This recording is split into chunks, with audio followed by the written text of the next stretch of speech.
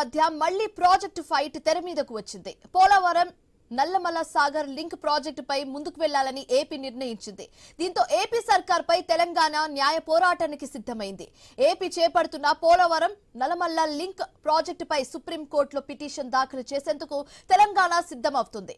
తెలంగాణ తరఫున అభిషేక్ మను సింఘ్వి వాదనలు వినిపించబోతున్నారు.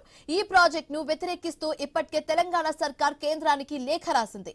అటు తెలంగాణలో అనుమతి లేని ప్రాజెక్టుల విషయంలో ఏపీ అంతరాష్ట్ర జల వివాదాల శాఖ ఎప్పటికప్పుడు సమాచారం ఇస్తూనే ఉంది. తెలంగాణ సర్కార్ సుప్రీంకోర్టు వెళ్తే లీగల్ గానే సమాధానం చెప్పాలని ఏపీ నిర్ణయించుకుంది.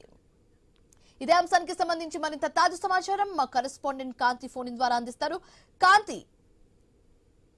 శివాని, పోలవరానికి సంబంధించినటువంటి అంశం అలాగే నల్లమల సాగర్ లింక్ ప్రాజెక్టుకి సంబంధించి ముందుకు వెళ్లాలని ఏపీ ప్రభుత్వం నిర్ణయం తీసుకుంది. అయితే సుప్రీంకోర్టులో కేవియట్ దాఖలు చేయనుంది ఇరిగేషన్ శాఖ. తెలంగాణ సుప్రీంకోర్టుకు వెళ్తే లీగల్ గానే ఆన్సర్ చేయాలని కూడా రాష్ట్ర ప్రభుత్వం నిర్ణయించింది. ఈ నేపథ్యంలో దానికి సంబంధించి నల్లమల సాగర్ కి ప్రాజెక్టుకు వ్యతిరేకంగా, పోలవరం నల్లమల సాగర్ కు వ్యతిరేకంగా సుప్రీంకోర్టులో కేసు వేయాలని ప్రభుత్వం సూత్రప్రాయంగా నిర్ణయం తీసుకుంది. అయితే దీనికి సంబంధించి ఇప్పటికే పోలవరం నల్లమల సాగర్ కు సంబంధించి అంటే గతంలో ఏదైతే పోలవరం బలకచెర్ల అనుసంధానం ప్రాజెక్టును పక్కన పెట్టినటువంటి ఏపీ ప్రభుత్వం దీన్ని నల్లమల సాగర్ ను తెర మీదకు తీసుకువచ్చింది. అంతేకాకుండా గోదావరి కావేరి అనుసంధానం నల్లమల సాగర్ నుంచి చేపట్టాలనే ప్రయత్నాలను కూడా ముమ్మరం చేస్తోంది. దీంతో దీన్ని అడ్డుకునే ప్రయత్నాల్లో ప్రభుత్వం ఉందని చెప్పుకోవాలి. ఇప్పటికే ప్రాజెక్టుకు వ్యతిరేకంగా కేంద్రానికి లేఖలు కూడా రాసింది. అంతేకాకుండా Polavaram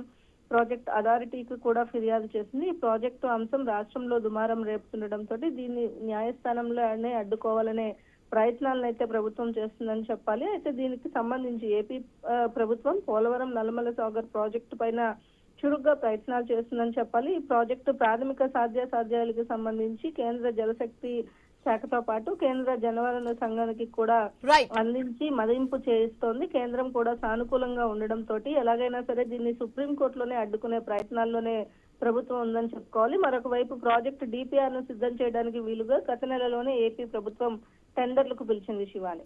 right, thanks for the updates Kanthi.